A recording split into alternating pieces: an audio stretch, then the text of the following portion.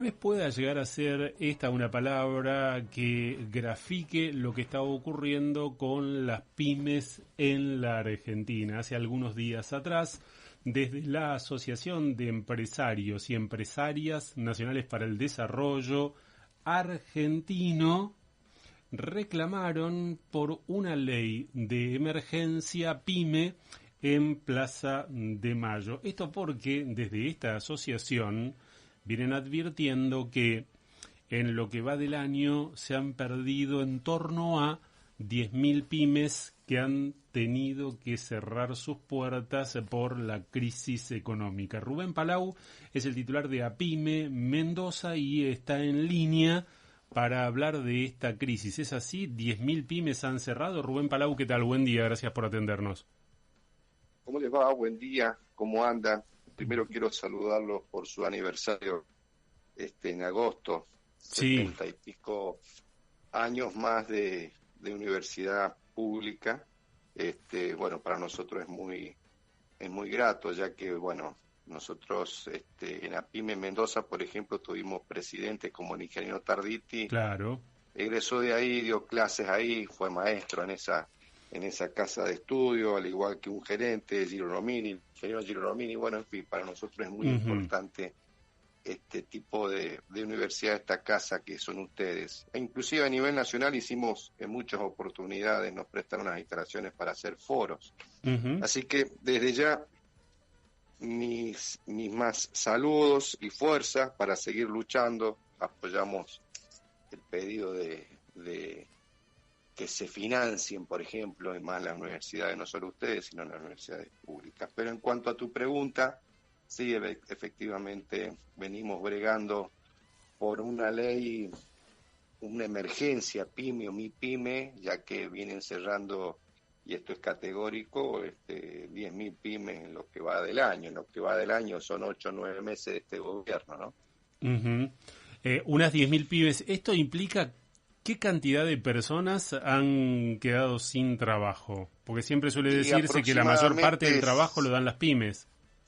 Claro, fíjate que siempre las pymes estamos en boca de todos y en manos de nadie. Y sobre esto, que las pymes dan trabajo, dan esto, dan lo otro, sobre el mercado interno, sobre las economías regionales, y etcétera, etcétera. Te pongo otro punto. Salió el tema de los electrodomésticos. Hay un 33% menos de consumo de ventas de electrodomésticos. Y cerca de más de 200.000 personas trabajadores quedaron no solo por pymes, sino por industriales grandes también, y empresas grandes han tenido que despedir gente. Esto es consecuencia de una política totalmente neoliberal de ajuste, que no coincide para nada con un mercado que quiere crecer, y es todo lo contrario. Bueno, el mercado interno... Es una falacia la que están hablando, ¿no? Sí, el mercado interno esencialmente deprimido como consecuencia del no hay plata y del ajuste más grande de la historia de la humanidad. Ahora, Rubén... Sí, prácticamente es así. La industria textil, la industria del calzado ha tenido una repercusión enorme. La industria en general, fíjense que, por ejemplo, la construcción, pero hay ramos de la construcción, materiales de la construcción que han decrecido, han dejado de consumir casi en un 60%. Esto es imposible. Entonces, hay casas que tienden a cerrar o ver cómo y de qué forma suspenden sus personales momentáneos, ¿me entendés? Pero te estoy hablando de temas puntuales, como para que crezca el crecimiento, para que crezca el desarrollo de una región, de un país. Te estoy hablando de Acindar, que vende el acero, los despachos de cemento, han bajado en forma pero abismal. Y tal es así que hay sectores industriales que tienen la capacidad instalada en un 40%, otros en un 50%, pero entonces todo esto es preocupante. Es preocupante. Desde el gobierno, Rubén, dicen que con los números desestacionalizados, no considerando, por ejemplo, julio contra julio del año pasado, sino contra el mes anterior, junio, hay una leve, incipiente recuperación. Ya hay una caída, sino un principio de crecimiento. Medido esto de manera desestacionalizada. ¿No lo ven ustedes para nada? No, sí, pero eso puede estar en la ganadería, en la pesca, en la minería. Porque en mayo se desaceleró el proceso de destrucción del empleo en picada, pero sigue habiendo desempleo. Sí. Y sigue habiendo falta de consumo. Entonces, ¿qué hace eso? Si bien se paralizó la picada directamente del avión que venía en picada, si bien se estacionalizó el proceso de destrucción del empleo, pero sigue habiendo desempleo. No en ese proceso tan fuerte, pero sigue habiendo. Y los que vos me estás comentando que hay los guarismos de estabilización de actividades, y bueno, pueden darse, pero en muy pocos ramos, en muy pocos rubros. Está todo muy puntualizado. Hay un Todo lo puñado... demás, igual que el RIGI viene a poner las diferencias, desigualdades que tenemos ante la ley y las pymes.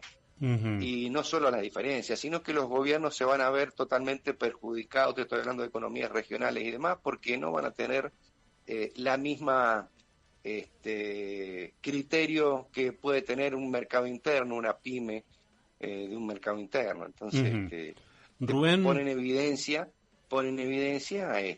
que las pymes o al mercado interno, este gobierno nacional, y también te voy a hablar del gobierno provincial, porque esto es parte también de un gobierno provincial que apoya todo eso. Por eso la legislatura se aprobó el RIGI, ¿no? Con creo que 24 votos a favor por 14 en contra. Entonces, a ver, esto es muy preocupante.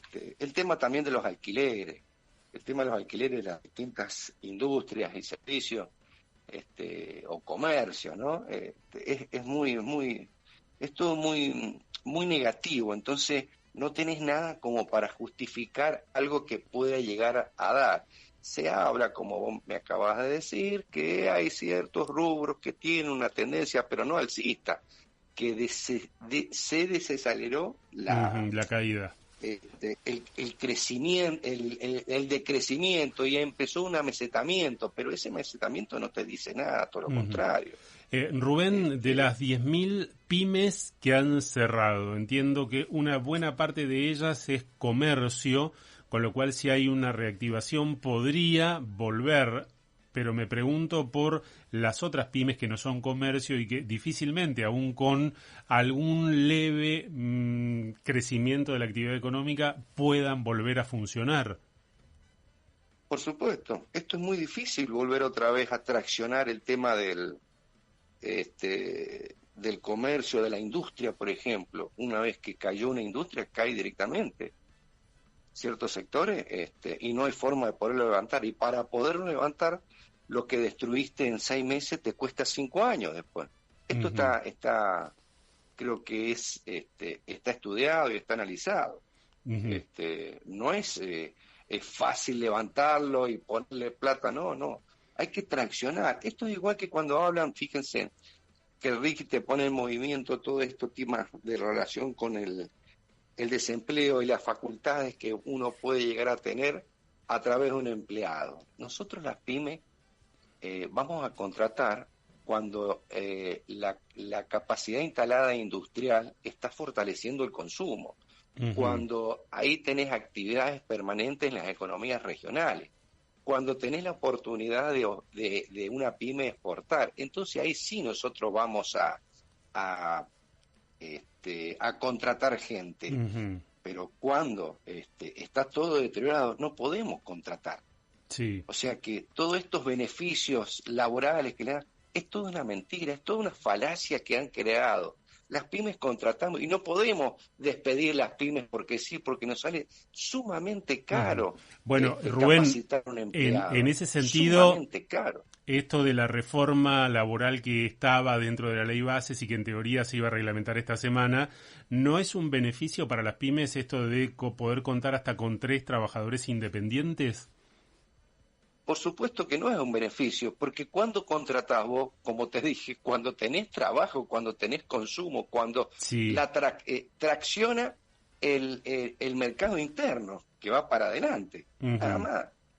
Cuando en este momento no solo que no podés contratar, sino que tenés que ver cómo seguir, con todas las dificultades que te dije. Sí. Y más allá de todo esto, hay una que no se habla, que por ejemplo, que es la inseguridad. La inseguridad es grave y es grande.